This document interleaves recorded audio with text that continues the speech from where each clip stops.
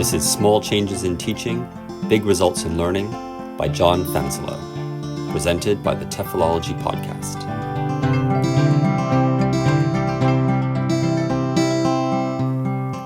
Hello, and welcome to part 4 of this limited podcast series.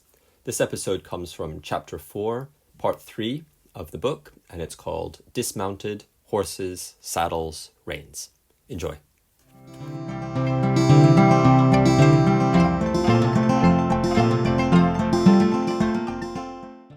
Dismounted, horses, saddles, reins. 4 words out of context to remind you of how important it is to have words in context, comparing school knowledge and world knowledge. In Hard Times, Charles Dickens satirizes Mr. Gradgrind, a teacher who thinks that only facts are important. One of his students, a female, lives above a stable where her father trains horses. Every morning she feeds the horses, and in the afternoon she grooms them. She has reproductions of horses on the wallpaper in her bedroom. When Mr. Gradgrind asks her in class to define a horse, she cannot. But of course she knows what a horse is and has more experience dealing with them than any other students in the class. Mr. Gradgrind then asks a male student to define a horse, since she could not. Here is what the male student, Bitzer, B-I-T-Z-E-R, said. Quadruped, gramnivorous, 40 teeth, namely 24 grinders, 4 eye teeth, and 12 incisors. Sheds coat in the spring. In marshy countries, sheds hoofs, too. Hoofs hard, but required to be shod with iron. Age known by marks in mouth. In 1992, Douglas Barnes wrote a book called From Communication to Curriculum. He called Bitzer's definition school knowledge and contrasted it with the experience of the female student who knew about horses from experience, world knowledge.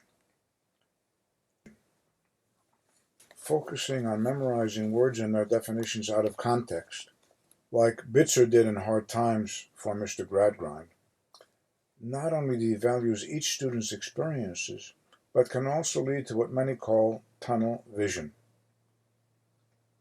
Isolating words and listening activities we might call tunnel hearing or tunnel listening. For example, if learners have memorized that the word orange refers to a color, and that a bowl is something to eat soup from, and then read a passage about football in which they see the name of a parade called the Orange Bowl, they might not connect the 2 words either with football, or with fruit, or with something we use to eat from.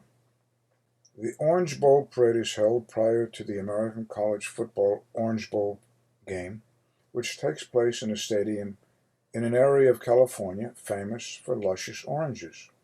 Those who watch football games, of course, have seen the parade on television, and so can understand that the Orange Bowl is not about bowls that hold soup or other food, and that the word orange is more than just a fruit, but also a color. Or vice versa, they might think it's only a color and not a fruit. Jigsaw puzzles. If you look at only one piece of a jigsaw puzzle at a time, it will take you forever to fit the pieces together. You have to look at quite a few pieces at the same time so you can see relationships. Even just looking at the 4 corner pieces is not enough. Starting with the corner pieces is fine, but you have to spread out the other pieces to find those with straight edges and colors similar to the 4 corner pieces. Tunnel vision, or tunnel listening, limits our ability to solve all sorts of everyday puzzles, such as how to use an ATM machine, get train tickets from a machine, find a product we need in a supermarket or drugstore, to name a few. Word frequency and personal experience. In the passage below, the words dismounted saddles, and reins are beyond the first 5,000 words in frequency list. Horse is at 659 out of 5,000. But those who have seen cowboy movies or horse races, or ridden horses themselves, know that people get off a seat on a horse and tie a thin strip of leather from a piece of metal in the horse's mouth to a piece of wood or a tree after they finish riding. The references to word frequency are from the JASIT word frequency list, Japanese Association of College English Teachers. Here's a passage that I took these words from, A Short Trip in 1800. The three men dismounted from their horses as soon as they arrived at the fisherman's house. After they took the saddles off of their horses and tied their reins to a tree, the fisherman's son gave water and food to the horses. When most students read the passage, they stop at the words they're not familiar with and say, I have no idea of what this means.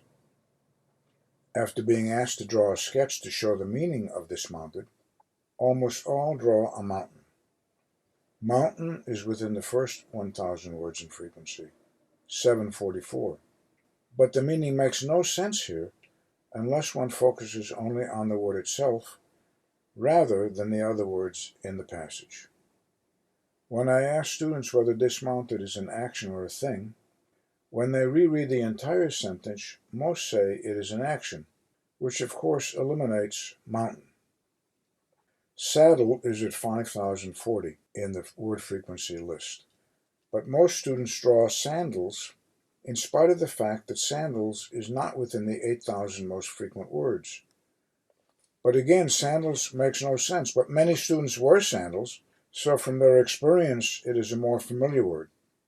When I ask whether saddles and sandals are things or actions, of course, all say things. The question, are saddles things we wear, leads learner to stop saying sandals. Initially, our role is to illustrate ways to group meanings, but ultimately our role is to enable students to generate the categories they need to predict the meanings of unknown words and phrases using what they already know, which, as you know, is the theme of this book. The role of the teacher is to remind students of what they already know. Words in isolation. I'm sorry I've said this so many times, but it's so prevalent in the world of language teaching and in teaching of other subjects that I want to keep saying it. Almost all textbooks and teachers begin reading lessons by focusing on words in isolation. This practice not only makes it impossible for students to predict meanings, but also teaches students to focus on what they do not know and ignore what they do know. Teaching students to focus on individual words they do not understand encourages tunnel vision and tunnel listening. The practice of looking on single words as we look only at the light at the end of the tunnel when we are riding on a train through a tunnel. So riding on a train in a tunnel and not seeing what's to the right or left of us or up or down is the same as looking at single words in a textbook or any reading passage or listening to words in isolation. Tunnel vision is an extremely unfortunate, perhaps unintended consequence of focusing on words in isolation. When students cross out saddles, reins, and dismounted, and draw a sketch of the meaning that is required in the empty slots, they almost all, draw the objects and the action. While word frequency information can be helpful in selecting and writing text, showing students ways to match their experiences with the passage can overcome their initial lack of understanding of infrequent words. Here are some words and their frequencies to remind you that words in print and words we have experienced in various settings can be very, very different. Basketball is at 7,681. Homosexual at 5,693. Salmon at 4,619. Cowboy at 7,004. Horse at 659. Crow, the bird, the blackbird, CROW, 6,564. Pigeon, 5,508. Mountain at 744.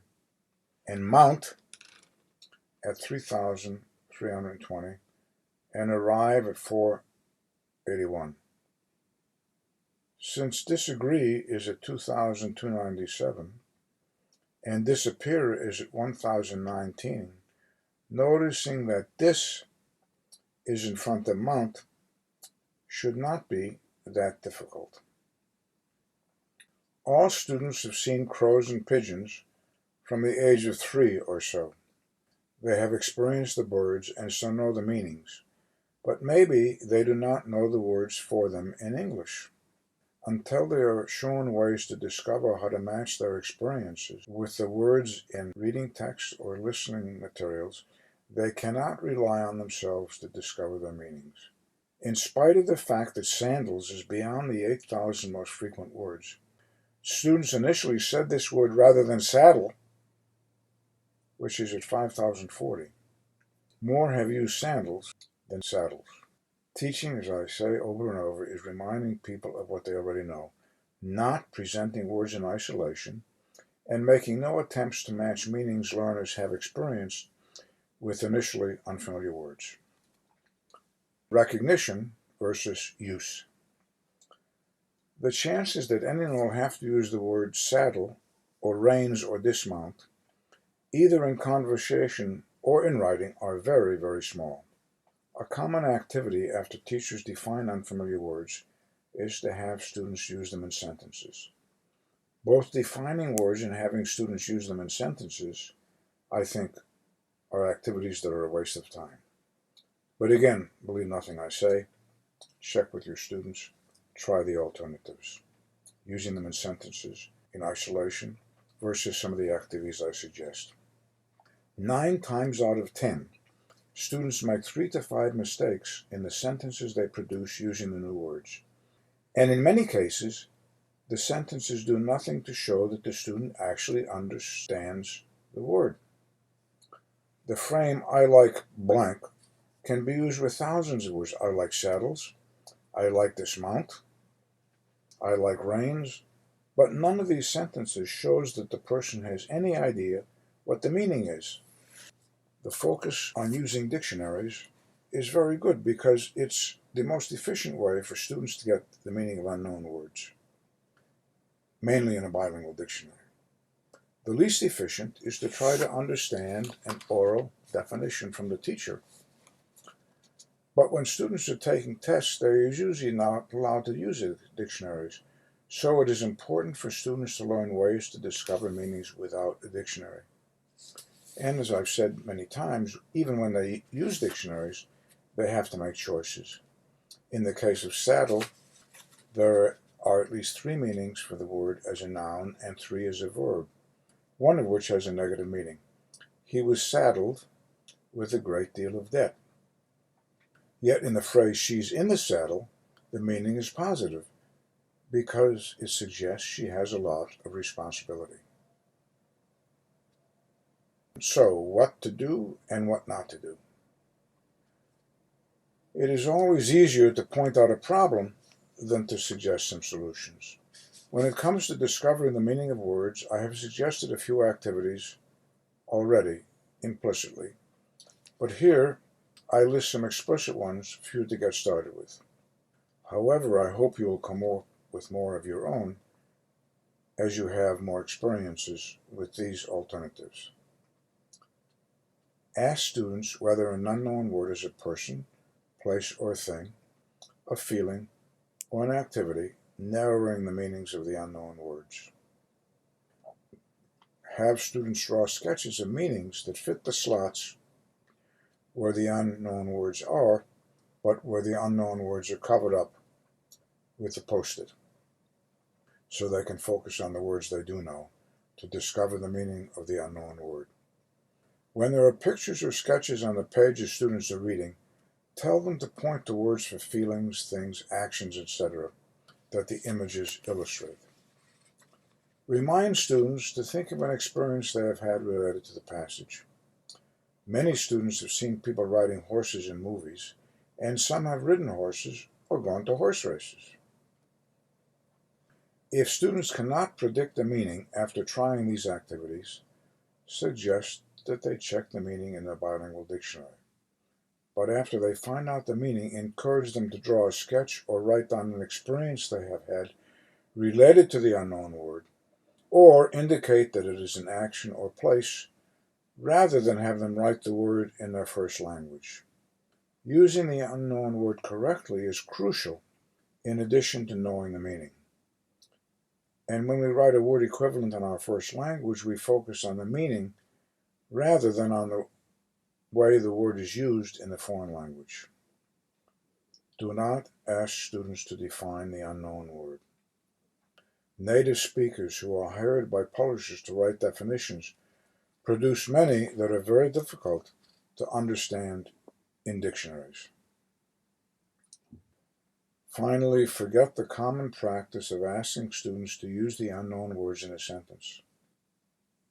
As I said, these sentences usually contain errors, and there are many frames or patterns students can use a word in which does not show that they understand the meaning. Instead, provide structures learners can use the words in, and which help show if the student has understood the meaning or not. The frame X's are Y is one of these. Saddles are beautiful, reins are beautiful, horses are beautiful, saddles are ugly, reins are ugly, horses are ugly, horses are beautiful. Enjoy.